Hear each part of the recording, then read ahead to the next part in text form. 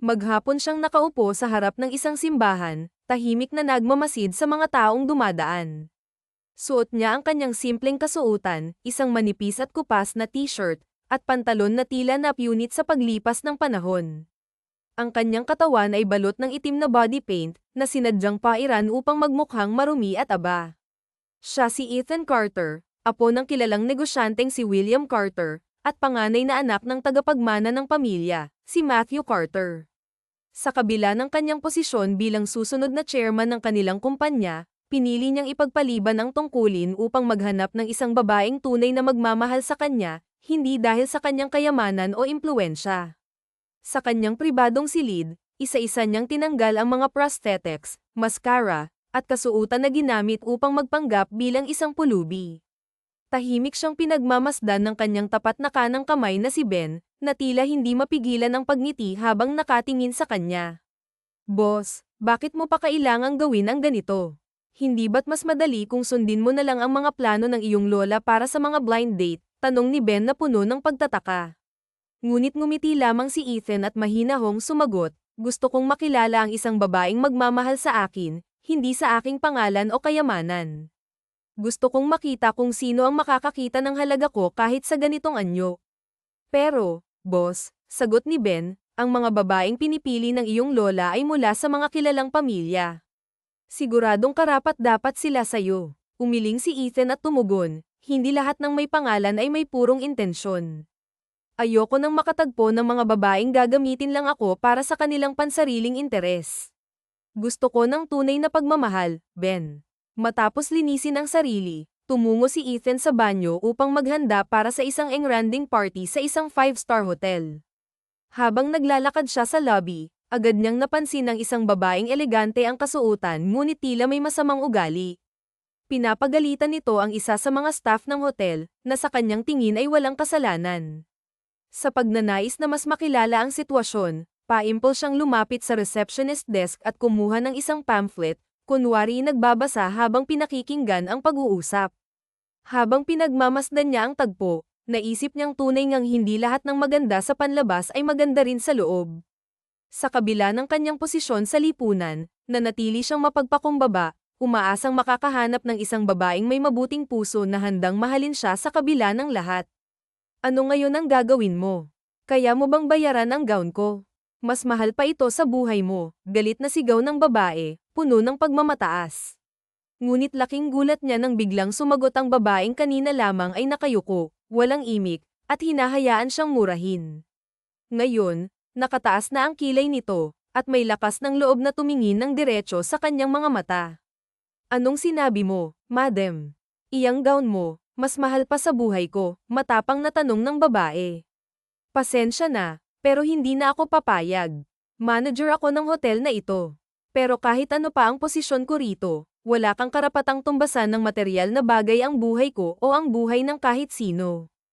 I'd manda mo ako kung gusto mo. Ay patanggal mo ako sa trabaho. Pero kahit saan tayo makarating, walang korte ang tatanggap ng katwiran mong iyan, madiing sagot ng babae, puno ng dignidad. Dagdag pa niya, natapunan lang ng alak ang damit mo, pero anong ginawa mo sa tauhan namin? Ipinahiya mo siya sa harap ng lahat. Hindi pa ba sapat yun? Ngayon, pati ako, gusto mo pang ipahiya. Okay na nga sana para makabawi kami sa'yo, pero ang sabihin mong mas mahal pa ang damit mo sa buhay ko. Isang malaking kalokohan iyan. Hindi nakapagsalita ang babaeng mayaman. Hindi niya inakala na may lakas ng loob ang isang empleyada ng hotel na sagutin siya ng ganoon.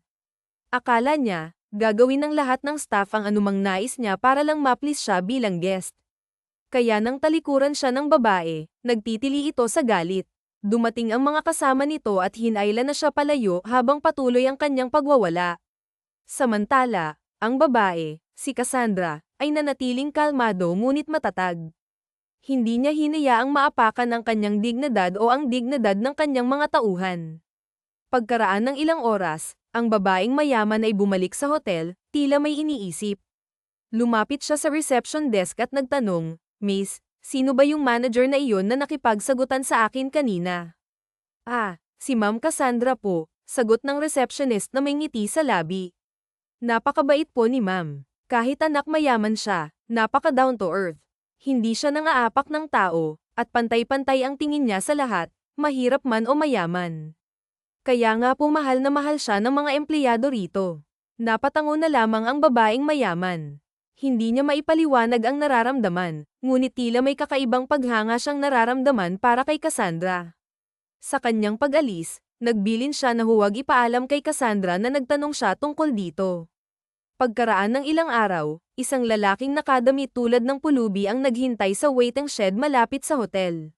Siya si Ethan Carter, isang tagapagmana ng malaking kumpanya, ngunit piniling magpanggap bilang isang ordinaryong tao upang hanapin ang babaeng magmamahal sa kanya nang walang kinalaman sa kanyang kayamanan. Habang nagtatago sa gilid, nakita niyang dumating si Cassandra, nagmamadali upang maghintay ng bus. Sa kabila ng kanyang yaman, mas pinipili nitong mag-commute kaysa bumili ng sariling sasakyan. Hinangaan niya ang pagiging simple nito. Nang bumuhos ang ulan, sinubukan ni Ethan na makuha ang atensyon ni Cassandra. Lumapit siya sa mga tao at nagsimulang manghingi ng barya.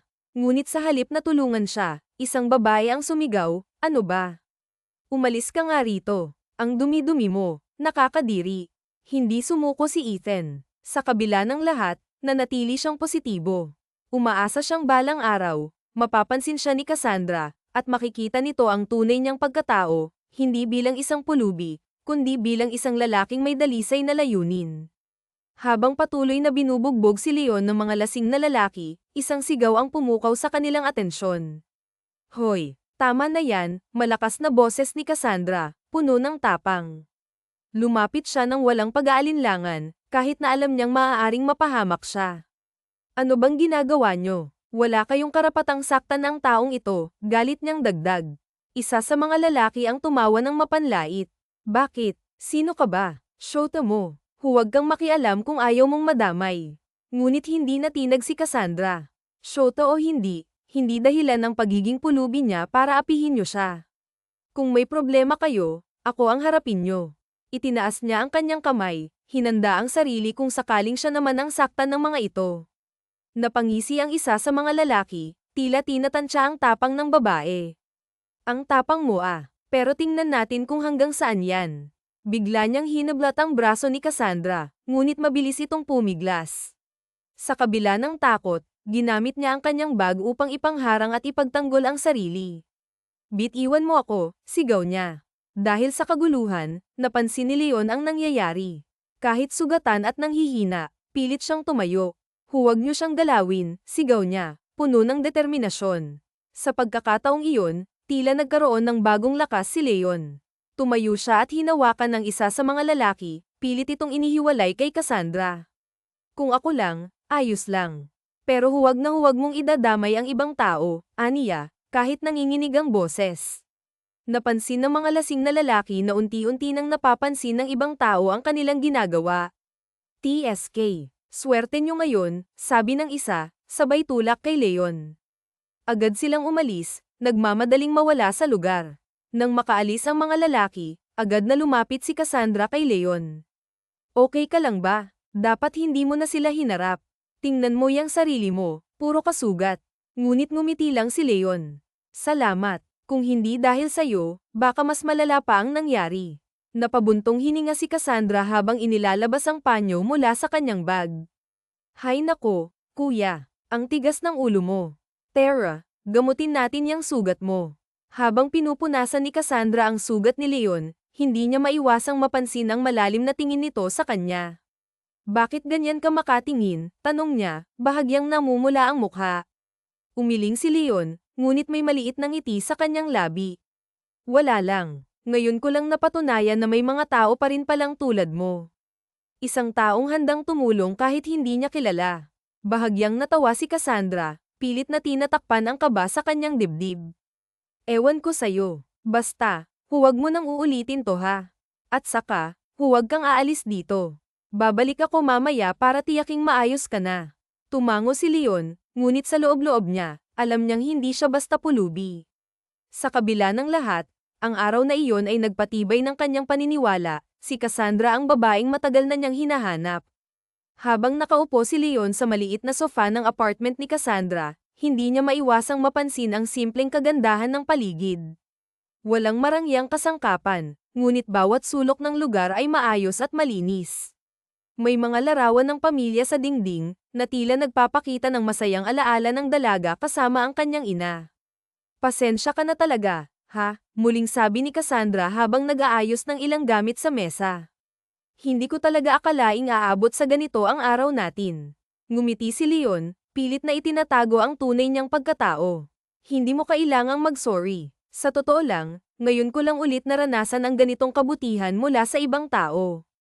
Napahinto si Cassandra at tumingin sa kanya. Talaga, wala bang tumutulong sa'yo? Kahit man lang pagkain o tirahan. Umiling si Leon. Minsan, oo. Pero mas madalas, tinitingnan lang kami ng mga tao na parang hindi kami tao. Parang wala kaming karapatang mabuhay. Napabuntong hininga si Cassandra. Nakakalungkot. Ang dami-daming may sobra-sobra, pero ang hirap sa kanila magbigay kahit konti lang. Bakit kaya ganun? Hindi sumagot si Leon. Sa halip, tinitigan niya ang dalaga, na tila ba nag-iisip ng malalim. Ang mga salitang binitiwan nito ay tumago sa kanyang puso. Hindi niya akalaing may isang tao na magpapakita ng ganitong malasakit sa kanya, lalo na sa kabila ng kanyang kasalukuyang anyo. Alam mo, patuloy ni Cassandra, hindi ko iniisip na ang pagiging mahirap ay isang kahihiyan. Ang mas nakakahiya ay yung may kakayahan kang tumulong pero pinipili mong hindi gawin.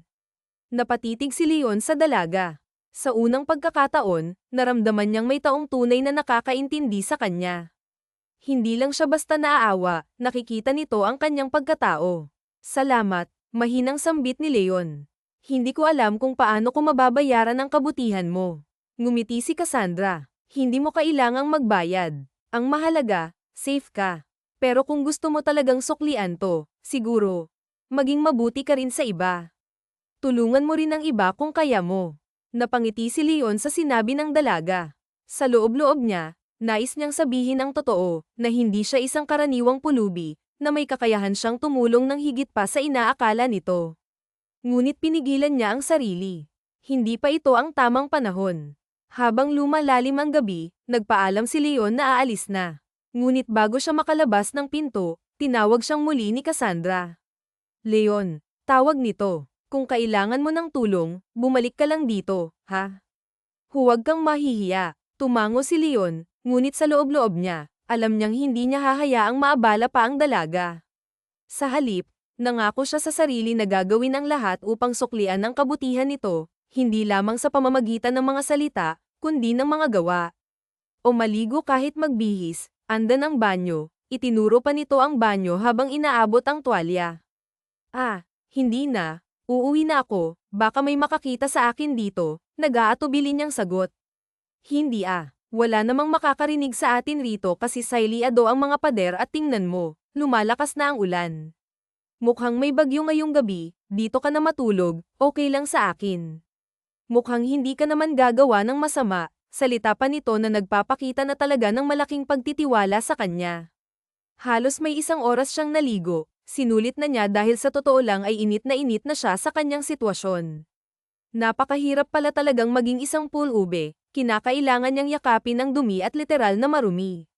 Nang makalabas na siya ay muling kumalam ang sikmura niya. Nang mapatingin siya sa dalaga, nazarap na ito sa maliit nitong lamesa. Halika na, kumain muna tayo, nakangiti pa nitong aya sa kanya. Lumapit naman siya at hindi na nagpatumpik-tumpik pa. Isang bowl ng instant noodles at kanin ang nasa harapan nila, may ilang pirasong itlog din ang nakahain kasama ng mga ilan pang mga ulam. Pasensya ka na ha, yan lang ang nailuto ko, naubusan pala ako ng stock. Bibili nga rin sana ako kanina kaya lang nagkagulo naman, saad pa nito. Oh, okay lang, pulubi lang naman ako, hindi mo kailangang mag-sorry, sabi naman niya. Ngunit padubog na nilapag ni Cassandra ang hawak nitong tinidor, napatingin naman siya sa dalaga. Alisin mo na ang salitang lang, kasi nakakababa ng moral ang salitang yan, sabi naman nito na nakataas na ang isang kilay. Lumalabas ang katarayan nito kapag hindi nito gusto ang mga naririnig. Muli na itong umiti nang makita siyang maganang kumakain. Nang matapos silang kumain, hinugasan nito ang pinagkainan nila at matapos noon ay sumunod ito sa kanya. Nakatayo kasi siya sa may terrace ng bintana, doon ay kitang-kita niya ang malawak na paligid, ang mga nagkikislapang ilaw ng mga establishment. Oo nga pala, ako nga pala si Sophia Green, yang company pagmamayari ng papa ko, itinuro pa nito ang labas upang maipakita ang pangalan ng kanyang ama. Napatango lamang siya. Iniisip niya habang tinitingnan ng dalaga kung bakit sobrang bait naman yata nito. Mabait ngunit matapang na babae ang unang naging impresyon niya kay Cassandra kaya hinihiling niya na sana ay hindi ito magalit sa kanya kung malalaman nito ang tunay niyang pagkatao. Lumipas pa ang 6 na buwan na nagpapanggap siyang pulube, pero matapos ang tagpong iyon sa kanila, naging malapit na silang magkaibigan ni Cassandra. Palagi niya itong inaabangan sa bus stop at sinasabayang maglakad sa daan. Sa puntong iyon, hindi na siya masyadong madungis pero humiram pa rin siya ng mga lumang damit na pangmahirap lang talaga, sinisigurado na lang niyang malinis iyon at hindi siya mabahong tingnan. Gusto kasi niyang simulang ligawan ang dalaga at doon na niya malalaman kung mapapa-oo ba niya ito. Anong ginagawa mo rito? Tanong ni Cassandra sa kanya. Napapakamot naman siya sa batok habang hawak niya ang isang plastik na may lamang lukot na tinapay at isang plastik na may lamang palamig. Nabili niya iyon sa may Luneta Park kanina nang madaanan niya. Ah, pasensya ka na. Oh, abot niya sa plastik na may lamang palamig, sabay bigay din ng tinapay. Nako, nag-abala ka pa. Ikaw, kumain ka na ba? Tanong din nito na umiti pa sa kanya. Hinayla siya ni Cassandra sa isang upuang bato. Nasa labas sila ng building ng hotel at umupo sa mga upuang bato roon.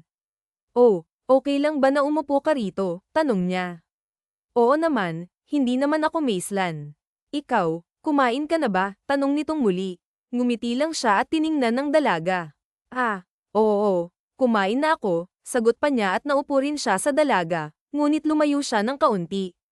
Oh, bakit ang layo mo? Hindi naman tayo magkagalit, para ka namang iba, ang tagal na nating magkaibigan, nahihiya ka pa rin, napapakamot nitong salita habang isa-isang pinapangyayari. Nahihiya kasi kilala na ako na isang pulubi sa paligid, kahit na magbihis pa ako ng maayos, salita pa niya. Hindi bakit naman ganyan ang isipan mo? Kung nahihiya pala ako dapat hindi na tayo naging magkaibigan. Dapat di kita pinapapasok at pinatulog sa bahay ko. Sabi ko nga sa'yo, sa bahay ka na lang tumira. Saan ka ba natutulog? Tanong nito sa kanya nang may pagmamalasakit. Kung saan-saan lang, napapakamot niyang sagot. Oh, ikaw naman, ang kumain, ibibigay ko naman ang baon ko sa'yo kasi puro ka nalang tinapay. Ito lang ba ang nabibili mo sa mga napalamos mo? Grabe, saan ka bang lugar palagi? Wala sa loob na tanong nito. Bakit, patitigilin mo ba ako? Natanong niya. Sira, bakit ko naman gagawin yun? Masayang kasama si Cassandra at walang kaarte-arte sa katawan kaya nga tumagal pa ang kanilang pagkakaibigan kahit palom nitong isa lamang siyang pulube. Madalas niya itong abangan sa harap ng hotel at sinusundo at hinahatid pa niya. Alam niyang maraming nagtataka kung bakit parati siyang kasama ni Cassandra, pero ang kinalulungkot niya ay iyong napagtiisan na ito sa trabaho. Ma'am Cassandra, bakit po kayo nakikipagkaibigan sa beggar? Tanong ng isa sa mga empleyado doon. Hindi nito alam na lihim na itong pinagtatawanan ng mga kasamahang empleyado na noon ay palagi nitong ipinagtatanggol.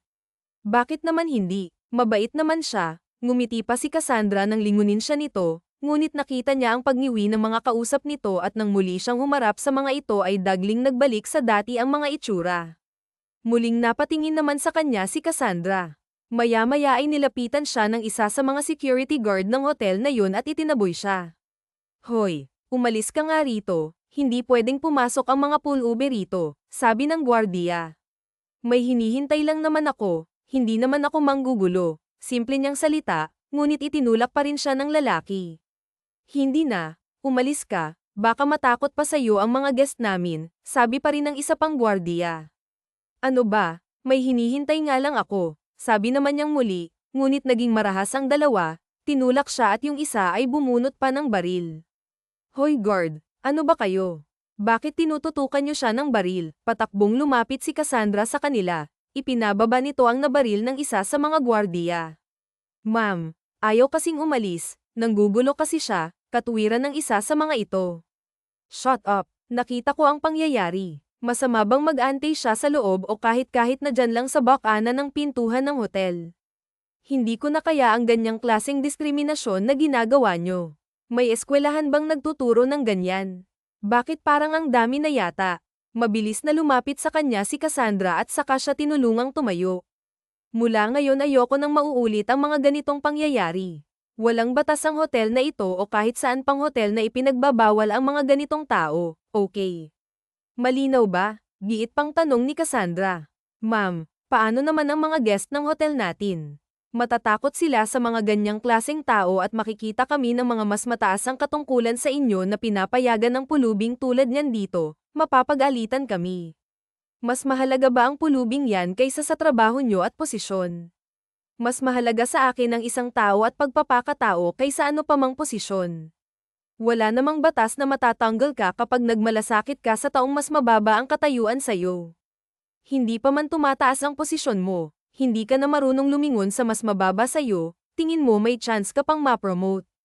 Nakataas ang kilay na salita ni Cassandra, hinayla siya nito at inilalayan patungo sa isang restaurant ng hotel. Pinaupo siya nito sa isa sa mga table na walang tao, ito pa mismo ang naghila ng upuan upang makaupo siya. Sa puntong iyon, lalo pang lumaki ang paghanga niya sa dalaga. Nakikita niyang magiging mabuti itong asawa sa kanya. Kaya lang hindi niya alam na kung aayain niya itong pakasalan, papayag naman kaya ito. Isang bagay na nagpapakaba sa kanya. Nanlalamig ang mga kamay niya, kinakabahan siya, pero gusto na niya itong tanungin kung papayag itong magpakasal sa kanya. Maya-maya pa ay lumapit ang waiter at nag-order ito para sa kanya ng maiinom. Dahil may ilang buwan na rin silang parating magkasama sa apartment nito, alam na nito ang mga gusto niya. Hindi niya alam kung ano ang sa kanya nito, kung kaibigan lang o kaya ba siya nitong ituring na kasintahan. Ngunit nagulat silang pareho nang may mga taong tumayo sa harapan nila, dalawang babae na halos kay Darren nito at may mga kasamang lalaki. Iyong isa nakakapit pa sa braso ng isang lalaki. Well, nandito ka lang pala ate, sabi ng isa, tinapunan siya nito ng tingin mula ulo hanggang ang paa tapos ay muling bumaling sa dalaga na tinawag nitong ate. Oh, bakit nandito kayo? Di ba sabi ko wala akong time sa sinasabing dinner na yan, sabi ni Cassandra sa mga nakatayo sa harapan nila. Pero sa pulubing yan meron kang time na makipag-date, bulalas naman ang isa pang babae. Yung mga kasama nilang mga lalaki gusto na niyang sapakin na lang, pailalim kasi kung tumingin. Wala na kayong pakialam kasi mas matino ang kausapin itong taong ito na nasa harapan ko kaysa sa inyong makapatid ko.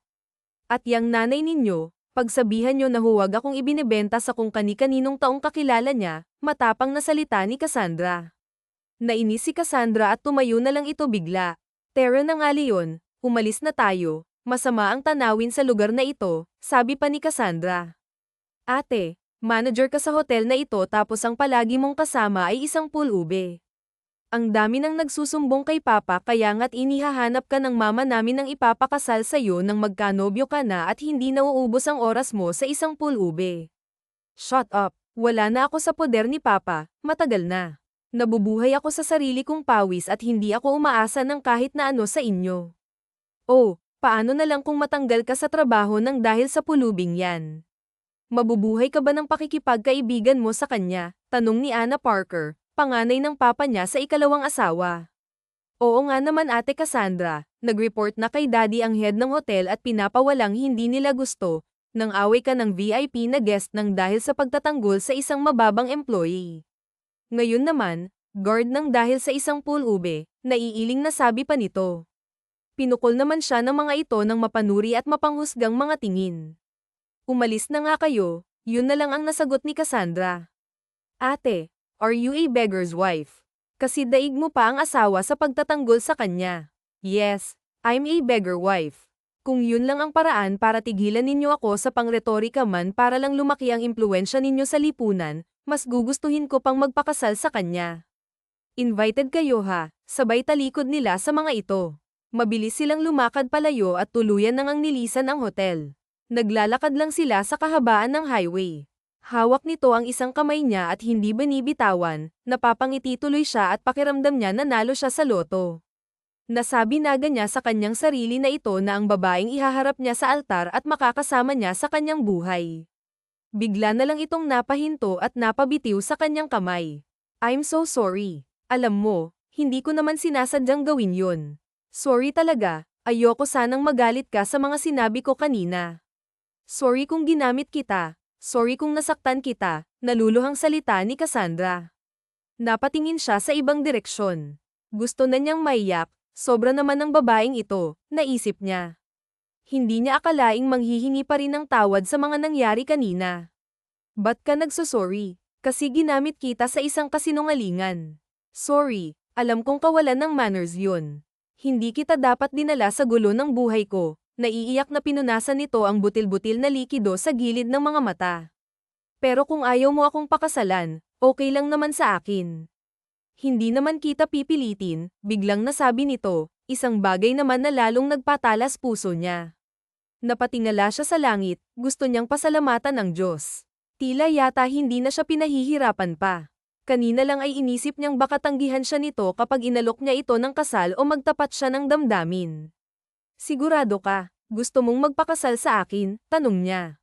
Oo, sana mas gusto kita kaysa sa ibang lalaki.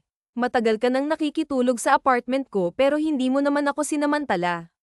Magalang kang lalaki, kahit na ganyan ka, may respeto. Alam kong magiging maayos pa rin ang buhay ko kasama ka. May kaunti naman akong ipon kaya tingin ko, kahit na matanggal ako sa trabaho, mabubuhay naman tayo. Tsaka, ano bang masama sa pagkalkal ng basura? Lilinis pa ang paligid, napaismed ito, ngunit hindi na nila napigilan ang mapabuntong tawa sa isiping magkakalakas makasama lang siya na inaakala nitong pulube. Nagpakasal nga sila ng lihim, isang linggo matapos ang insidente at naayos ang lahat ng kailangan nila sa isang West na kakilala ni Cassandra. Sila nagpakasal at isang kaibigan ng West ang naging saksi ng kasalang iyon. Ngunit hindi akalain ni Cassandra na magsusumbong ang kaibigan ng West na nagkasal sa kanila sa ama ni Cassandra. Naroon na sila sa apartment ni Cassandra at yun ang unang gabi nila bilang mag-asawa. Ayaw sana niyang gawin iyon na hindi pa siya tunay na kilala ni Cassandra. Gusto sana niyang ipagtapat na ang lahat sa dalaga, total naman ay ikinasal na sila para naman hindi alipustahin ang asawa niya. Ngunit anumang iwas niya ay hindi na niya magagawa. Lumabas si Cassandra ng bagong palaygo na. Nauna siyang maligo kaya hindi niya alam na magsusuot ito ng isang damit na talagang hindi na yata niya makakayang tanggihan. Hindi niya akalaing may itatagong pagkatang dalaga, simple lang kasi itong palagi kaya naman nagulat siya na magsuot ito ng kaakit-akit na pantulog. Bakit ganyan ang suot mo? Nanlalaki ang mga mata niyang naitanong sa asawa na niyang si Cassandra. Ha, napanganga naman ito at napataas ang kilay. Bakit? Ano bang gusto mong isuot ko ngayon? Pajama o kaya duster ni Aling Maria doon sa may tindahan, taas ang kilay at kunot ang noo nitong nakasimangot sa kanya. Galit ka ba? Nauutal yata lagi siya, para bang hindi kasi siya makapaniwala na gagawin iyon ang babae. Akala niya kasi ay hindi nito paghahandaan iyon. Nakakainis ka naman kasi, panira ka ng moment. Hindi mo ba alam na ilang beses kong in-modify ang pagsusuot ko ng ganito kasi gusto kong maging memorable ang unang gabi natin. Hindi tayo tulad ng iba na sa ibang bansa pa maghahanaman kaya gusto ko masaya tayo ngayong gabi, tapos parang gulat na gulat ka sa suot ko, inis na tinalikuran siya ni Cassandra. Napalunok na lang siya ng ilang beses ng laway niya at nang huli niya itong pagmasdan kahit na nakatalikod kita pa rin niya ang kaakit-akit na alindog nito. Hindi pa rin niya mapaniwalaan na mamahalin siya nito. Kahit na isa lang siyang pulube, isang pulube na inayusan niya at dinamitan at ni minsan hindi nito ipinaramdam sa kanya na mababa ang pagkatao niya. Naluluha niya itong niyakap mula sa likuran nito. Nadam naman ng asawa niya ang mga luha niyang pumapatak sa balikat nito. Napaharap tuloy si Cassandra. Oh, bakit? Napahawak ang dalawang palad nito sa kanyang mga pisngi at iniangat ang tingin niya. Kitang-kita nito ang mga luha niya. Sorry na, hindi ko naman sinasadyang sigawan ka. Sige na, magpapalit na ako ng damit. Ayaw mo ba ng agresibo ako? Sige, sisimplehan ko na lang bukas ng gabi pero ngayon ito muna, nagkanda haba ang uso nitong humirit pa. Napabunghalit na lang tuloy siya ng tawa. Ang iyak niya kanina nang dahil sa tuwa ay napalitan naman ng malakas na tawanan, isang tawanan dahil sa nag-uumapaw na kaligayahan. Sinunggaban na niya ito ng halik sa mga labi at ang gabing iyon ay pinagsaluhan nila ng ubod ng tamis at ligaya. Siya na yata ang pinakamaligayang pulubi sa balat ng lupa dahil sa napaibig sa kanya ang isang babaeng may mabuting puso, mahal na mahal siya nito at ramdam na ramdam niya iyon. Hindi nito tiningnan ang antas at katayuan niya sa buhay kaya naman nararapat lang na ilagay niya si Cassandra sa isang pedestal. Alam mo, Love, ikaw ang babaeng higit pa sa mga babaeng tingin nila ay higit sila sa'yo at ang palad ko na maging asawa mo, sabi niya. Ngunit hindi na iyon inalintana pa ni Cassandra. Ako ang pinakamaligayang beggar's wife, nakangiti nitong sabi sa kanya at lalo pang humigpit ang katawan nito sa pagkakayakap sa kanya. Hindi ka ba nagsisisi na isang pulubi ang pinakasalan mo? Hindi. Hindi kahit nakititing. Kahit na ano pang itsura mo at ano pang katayuan mo, minahal natin ang isa't isa na puno ng respeto. Sa iba siguro isa itong kalokohan kung masama ka namang tao. Pero ilang ulit ko namang napatunayan na mabuti ka at mapagkakatiwalaan, sabi pa ni Cassandra. Isang bagay na ikinatakot naman niya. Paano kung malaman nito ang tunay niyang pagkatao? Paano kung malaman nito na isa siyang mayaman at nagpapanggap lang na pulube?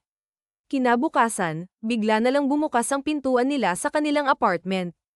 Magkayakap pa silang natutulog. Napabangon sila dahil sa pagpasok ng mga tao sa loob ng bahay nila.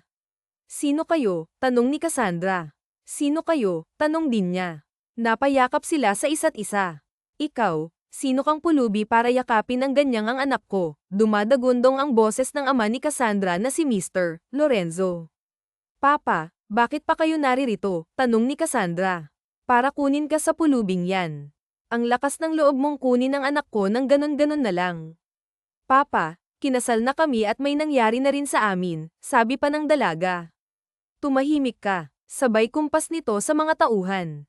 Naglapitan naman ang mga tauhan nito at tinutukan ng baril si Leon. Huwag, sasama na lang ako. Huwag niyong saktan ang asawa ko. Mabilis na hinablat ng ama nito si Cassandra, hindi man lang siya pinagsalita ng mga ito. Cassandra, hintayin mo ako. Babawiin kita, sigaw niya habang tumatakbo at hinahabol ang sasakyan. Agad na siyang tumawag sa mga tauhan niya na sundan ang sasakyan ng mga ito. Lingid sa kaalaman ni Cassandra, naroon lamang ang tauhan niya sa paligid. Umalis na rin siya kaagad at bumalik sa kanyang mansyon. Inuwi siya sa mansyon nila ng kanyang papa. Umiiyak man siya dahil ayaw niyang malayo kay Leon na asawa na niya, wala siyang magawa kundi ang sumama. Ayaw niyang patayin ang kanyang papa si Leon o saktan man lang. Papa, huwag na. Huwag niyong sasaktan si Leon. Wala siyang kakayahang labanan kayo. Isa lang siyang simpleng tao, sigaw niya sa kanyang papa at sa lahat ng mga taong naroon. Naroon ang kanyang stepmom at mga kapatid sa ama maging ang mga lalaking nobyo ng mga ito. Kinakailangan mong magpakasal kay Lucas Howard, sambit ng kanyang ama. Braganza, tanong niya. Naalala niya kasing ganoon ang apelyido ni Leon kaya naman tahasan siyang tumutol. Ayoko pa. Braganza ang apelyido ng asawa ko. Ayokong magpakasal sa kahit na kanino. Ngunit malakas na sampal ang tumama sa kanyang pisngi mula sa kanyang stepmom. Gulat siyang napatingin. Agad ni hindi niya ininda ang malakas na impact ng pagkakasampal nito sa kanya. Bakit mo ginawang magpakasal sa isang pulube? Bakit po, pulubi man o kahit ano pa, tao siya. Mabuting tao, hindi gaya ninyo na gusto nilang akong ipakasal sa mayaman para magkapera kayo. Kaya ba ate, mas ginasto mo na lang na maging beggar's wife, yaksig anda naman ang isa sa mga kapatid niya. Mas matino siya kaysa dyan sa lalaking katabi mo. Palagi kong nakikita yan na iba-ibang mga date sa hotel namin, sabi naman niya sa kanyang kapatid. Papa, mama patigilin niyo nga siya. Isang beggar's wife. Ew. Ilang araw pang nakakulong si Cassandra sa kanyang silid habang ang mga magulang niya ay isinusubo siya. Kaya lang mayroong nagpakalat na si Cassandra Avra ay isa ng beggar's wife kaya naman lahat ng tanungin ng mag-asawa ay umaayaw ng magpakasal maging si Lucas Howard ay umatras sa sinasabing pagpapakasal nito. Paano na po yan? Wala nang mayamang gustong magpakasal kay ate Cassandra. Nakakainis. Ayoko pong pumalit sa kanya para magpakasal ha, sabi ng bunso sa magkakapatid na si Clara Wilson. Tumahimik nga kayo, lalo tuloy sumasakit ang ulo ko.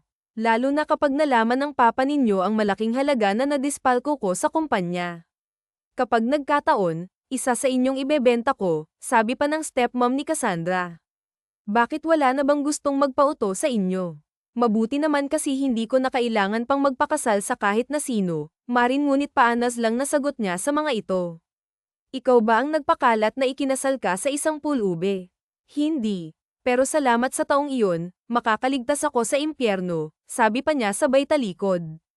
Nasaan naman kaya ang beggar na yun matapos niyang pagsa, saan ang katawan mo sa loob ng isang gabi? Tingin mo ba, ate, tama ang ginawa mo? Isang malaking katangahan. Kung hindi niyo ako kinuha, kung hindi ninyo pinakialaman ang buhay ko, masaya sana kung kasama siya. Wala siyang kakayahanan, alam niyo yan. Ano bang laban ng isang tulad niya sa inyo? Alam ko kahit gusto niya pero paano at saan siya magsisimula para iligtas ako o hanapin ako? Ang sama ninyo. Sigaw pa niya at tuluyan na ngang tumakbo palayo sa lahat. Kinabukasan, nalaman na lang niya na nakatakda na ang kasal niya sa susunod na araw. Hindi niya alam kung sino pang tanga ang pumatol sa kanya matapos malamang nagpakasal na siya at nakipagtagisan pulube. Sino na naman kaya ang nabola ninyo? Walang gana niyang tanong habang nasa harapan sila ng mahabang lamesa, nakahain ng masasarap na pagkain at ang ayaw niya sa mga ito hindi man lang ibigay sa mga tagapagsilbi ang mga labis, masama ang ugali ng kanyang stepmom, maramo sa mga tagapagsilbi, hayop pa yata ang turing, malayong malayo sa kanyang mama. Si Ethan Carter. Mas mabuti nga kasi yun daw sa lahat ng mga CEO na tagapagmana ang pinakamagaling na CEO at malapit nang maging chairman yun ang balita tinanggihan lang daw muna nito ang posisyon dahil abala pa sa ibang bagay. Kitang-kita niya ang malawak na pagkakangiti ng kanyang stepmom at malungkot siyang nahawahan na ng kasamaan ng ugali nito ang kanyang papa. Nakakahawa pa lang kasakiman at kasamaan ng ugali. Sana man lang papa kahit na konti, naalala mo pa ang kabutihan ng mama ko. Wala sa loob na sabi niya at masama ang tingin na ipinukol niya sa papa niya. Cassandra, sumusobra ka na at kayo hindi sinong amang ipagbibili ang sariling anak sa isang mayamang hindi ninyo kilala. Galit niyang wika bagamat dumaratal ang sakit sa kanang puso. Ayaw sana niyang napagsalitaan ang kanyang ama. Tung gusto mong makasama iyong pulube. Pabagsak na binitawan ni Mr. Lorenzo ang kutsara at tinidor na hawak nito. Umalis ka na lang sa harapan ko. Sigaw ng kanyang ama. Umiiyak siyang tumayo at umalis sa hapagkainan na yun. Ayaw man niya, pero parang wala siyang matatakbuhan, para bang walang ibang magagawa kundi ang harapin na lang niya ang kapalaran niyang magpakasal na naman sa ibang lalaki. At nakakatawa pa noon, sa isang Ethan Carter na naman siya ikakasal. Halos hindi matigil ang paglandas ng mga likido sa kanyang mga mata. Kung noong una siyang kinasal, tuwang-tuwa siya at nag-uumapaw sa saya ang puso niya. Ngayon daig pa niya ang tila haharap sa isang kamatayan. Pakiramdam na niya'y bibitayin na siya. Iyon na ang araw ng kamatayan niya. Iyon na ang araw na mawawalan na siya ng buhay. Ilang oras na lang at ihahatid na siya sa simbahang pagkakasalang sa kanya. Lahat ng mga mayayamang tao at halos buong angkan ng mga obres ay naruroon. Alam ng buong kamag-anakan nila ang ginawa niyang pagpapakasal sa isang pulube kaya naman tampulan siya ng usap-usapan. Dinig na dinig din niya ang mga bulong-bulungan ng mga tao doon pa lang sa kanilang mansyon. Nagulat siya na isang private helicopter pa ang dumating doon para lang sunduin siya. Nanlalaki ang mga mata ng lahat ng mga taong nakakita. Hindi nila alam na ganoon kagrande ang kasal na ihahandog sa kanya ng lalaking pumayag na magpakasal sa kanya. Grabe ang owaha. Hindi ba alam ng lalaking yun na may nakona na kay ate at isang beggar yun, nakataas ang kilay na sabi ng isa sa mga kapatid ni Cassandra. Narinig niya iyon kaya naman tinapunan niya ito ng masamang tingin. Matapos ang ilang oras na pagbiyahe ay sa hotel na muna siya dinala ng mga taong inutusan ng mayamang lalaki. Hindi maunawaan kung ano naman ang pumasok sa ulo ng mayamang iyon at kahit na may pangit na siyang reputasyon ay ninais pa rin siyang pakasalan nito. Hanggang sa mga oras na yun, takot at galit pa rin siya. Ayaw niyang magpakasal sa ibang lalaki dahil mahal na mahal niya si Leon, kahit pa sabihing isa itong pulube. Kaya lang, pinagbantaan siya ng kanyang ama at stepmom, papatayin nila si Leon na asawa niya kapag hindi niya itinuloy ang pagpapakasal sa mayamang Braganza. Sa beach resort pala ang kasalang gaganapin. Iyon ang naaalala niyang pangarap nila ni Leon, ang beach wedding. Hindi niya akalaing ibang Leon pala ang magtutuloy ng pangarap na iyon. Pero ano pang saysay, wala na rin namang halaga ang lahat para sa kanya. Ang bilis ng mga pangyayari. Lahat ng bisita ay mabilis na nadala sa lugar na yun. Nagulat tiningnan mo, pati mga kasamahan niya sa hotel ay naroon. Nakaupo rin ang lahat ng mga kamag-anak niya, may mga taong hindi niya pakilala na sa tingin niya ay mga magulang ng lalaking pakakasalan niya.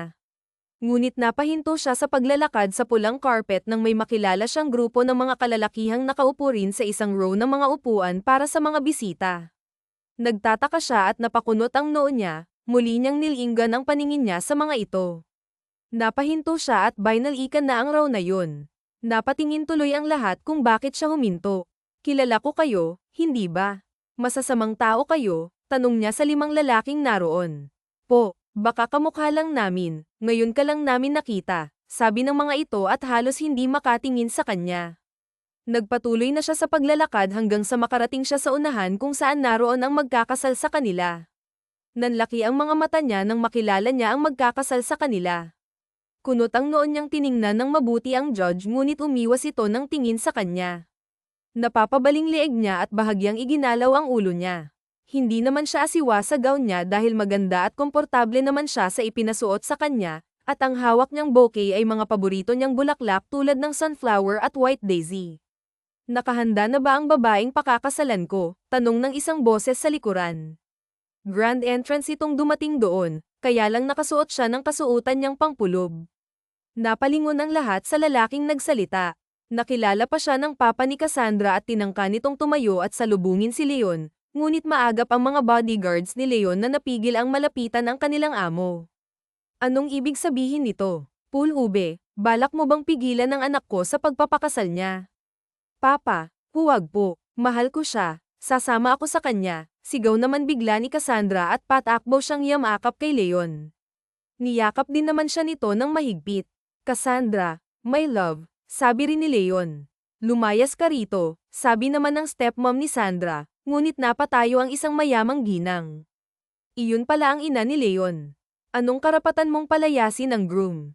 Siya ang anak ko, siya ang lalaking magpapakasal kay Cassandra, sabi ng mama ni Leon. Gulat na gulat ang buong angkan ni Cassandra at halos himatayin ng stepmom niya. Maging si Cassandra ay nagulat, nanlalaki ang mga mata niyang napailing. Nagulat siya na napakagwapo na nga ni. Wala na ang maitim nitong ngipin, naiwan na lang ay marumi nitong kasuotan. Totoo ba to, Cassandra? I'm so sorry, hindi ko nasabi sa iyo ang lahat, mahinang salita ni Leon. Sandali, naitaas pa niya ang isang palad niya sa harap ng mukha ni Leon. Huwag mo akong susundan, sabi niya sabay lakad ng mabilis, hawak pa niya ang palda ng gown na suot niya. Halos patakbo siyang umalis sa malaking venue kung saan sila ikakasal. Nagkaingay ang buong lugar na yun at tanging kampo lang ni Cassandra ang walang alam sa mga pangyayari. Naiwan namang malungkot si Leon, natatakot itong baka kung saan siya mapadpad. Sundan mo siya. Ibig sabihin ng huwag mo siyang sundan mo siya, sabi ng ama ni Cassandra na nahimasmasan na sa mga nangyayari kaya naman mabilis nang tumakbo si Leon para sundan siya. Nagtatakbo naman siya hanggang sa makarating siya sa dalampasigan. Ang akala niya siya si Cinderella at sa ilang sandali lang ay mawawala ang lahat. Hindi siya makapaniwala na ang pakakasalan pala niya ay isang prinsipeng nagpapanggap na palaka. Inis at galit ang magkahalong emosyon niya ng mga sandaling iyon. Napatukod ang mga kamay niya sa kanyang mga tuhod. Hinihingal man siya pero mas naunang pamatak ang mga luha sa kanyang mga mata. Cassandra, I'm so sorry, sigaw ni Leon nang maabyutan siya nito sa dalampasigan. Magpapakamatay ka na ba dahil lang sa nagsinungaling ako sa'yo? Hindi mo ba ako kayang patawarin? Bakit naman ako magpapakamatay? Para saan at para ano? Kaya nga tayo na, ituloy na natin ang kasal, lumakad pa ito palapit sa kanya. Bakit mo ako niloko? Alam mong ayokong makapag-asawa ng mayaman dahil ayokong matulad sa mama ko. Buong buhay ko nakita kong malungkot ang mama ko hanggang sa mamatay siya, malungkot pa rin siya dahil sa papa ko, wala nang inatupag kundi ang negosyo at ang magpayaman, naiiyak pa niyang sabi. Pero hindi naman kami pareho ng papa mo, iba ako. Ibang buhay ang ipaparanas ko sa'yo, ipinapangako ko, magiging masaya tayo sa bawat oras at araw ng buhay natin. Patawarin mo ako at magsimula tayong muli. Paano kung gusto kong manatiling the beggar's wife? Kaya mo bang iwan ang kayamanan mo para sa akin? Nakapamewang na tanong niya sa lalaking asawa na niya. Kaya ko, mayabang nitong sagot. Nakaya ko nga ng ilang buwan, basta kasama kita, lahat magagawa ko. Pero maaatim mo bang mawalan ng trabaho ang maraming tao?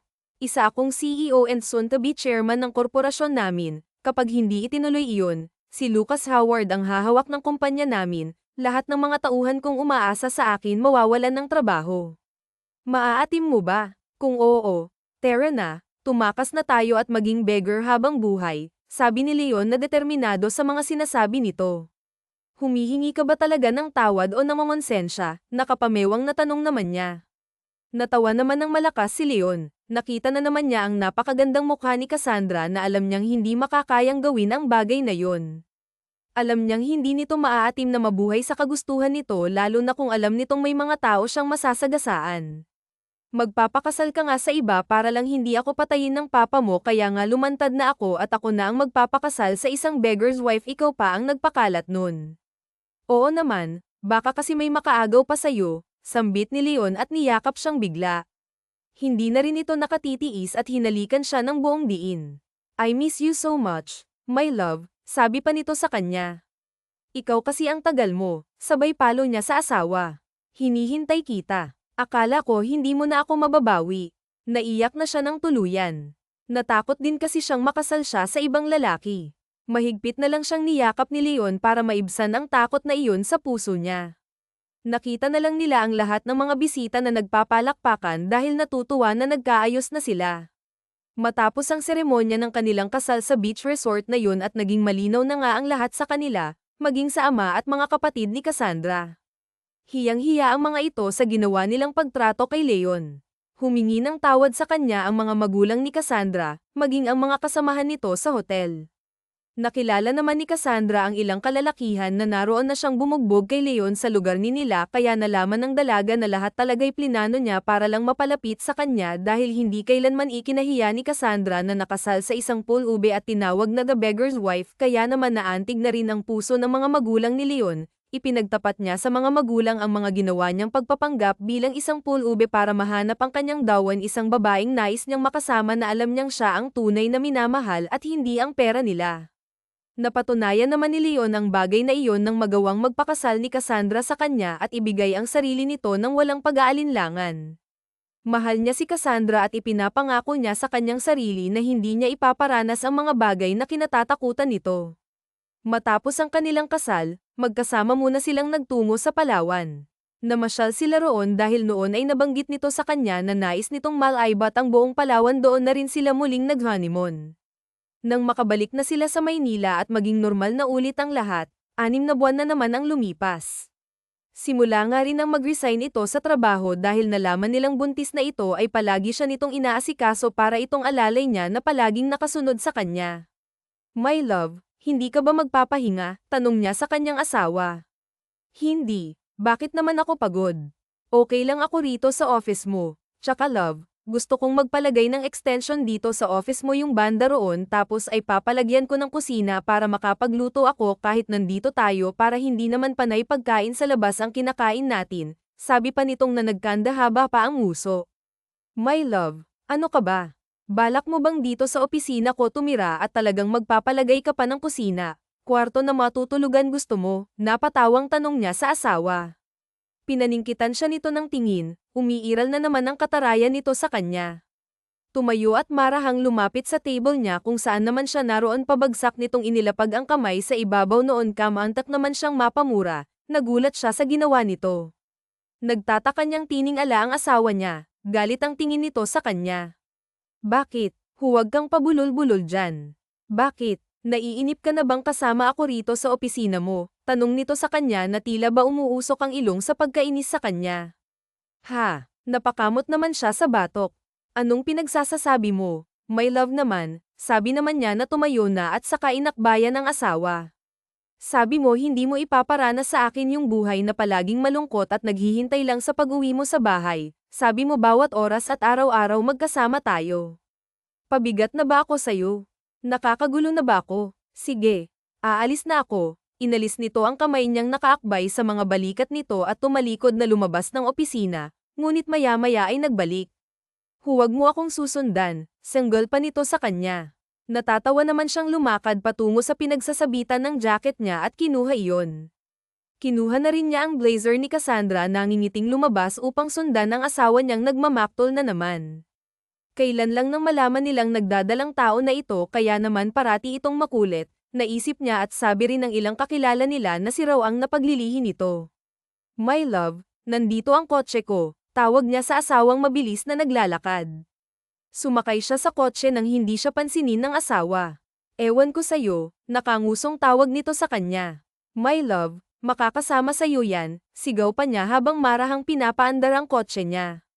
Nang huminto si Cassandra ay tuloy na rin niyang itinigil ang sasakyan. Sakay na my love ko, sigaw na naman niyang muli.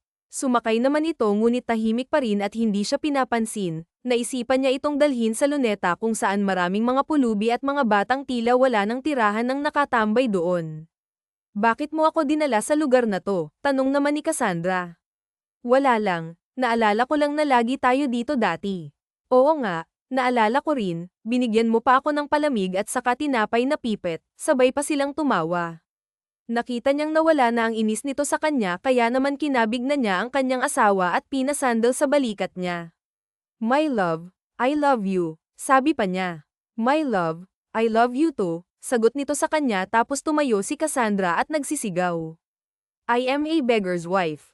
Alam niyo po pulube ang asawa ko, sigaw pa nito habang isa-isang sinasabi sa mga taong naroon din ang mga salitang iyon. Yan po siya, pulubi po yan dati pero ngayon po kami naman po ang magbibigay sa inyo, at dinukot ni Cassandra ang marami niyang pera. Isa-isang binigyan ng pera ang mga tao roon na alam nitong wala na ring natutuluyan kaya naroon at naghihintay ng mga taong magbibigay sa kanila. Natapos ang araw na yon at umuwi silang masaya. My love, ang buti talaga ng puso mo. Proud ka pa talaga na beggar wife ka, nakangiting sabi niya. Bakit? Hindi ko naman kinakayang minsan naging asawa ko ang isang lalaking nagpanggap lang palang pulube, sabi pa ni Cassandra. My love, sana lang magmana na sa'yo ang mga magiging anak natin, gusto kong maging tulad mo silang may mabuting puso at kalooban, hindi nang-aapi ng kapwa at may paninindigan, sabi pa niya at muling niyakap pang asawa niyang si Cassandra. Salamat, I love you my beggar, nakangiti nitong sabi sa kanya at hindi niya namalayang nakatulog na pala ang babaeng sumasagip palagi sa buhay niya ang matapang na babaeng nagpatibok ng kanyang puso ang akala niya'y hindi na siya makakatagpo ng babaeng kagaya ni Cassandra na mamahalin siya sa kabila ng kanyang ano at estado sa buhay kaya't ngayong natagpuan niya na ito ay nararapat lang na ibigay niya rito ang buhay na masaya at payapa pinapangako niya sa kanyang sarili na kailanman ay hindi niya ito pabayaan at sasaktan hinalikan niya sa noo ang kanyang asawa at sinabayan na rin niya itong matulog na may ngiti sa mga labi. Wakas. Turn Nanvat. Ethan Carter, Sophia Green, William Carter, Matthew Carter, Rose Hamilton, Anna Parker, Clara Wilson, Nathan Spencer, Lucas Howard.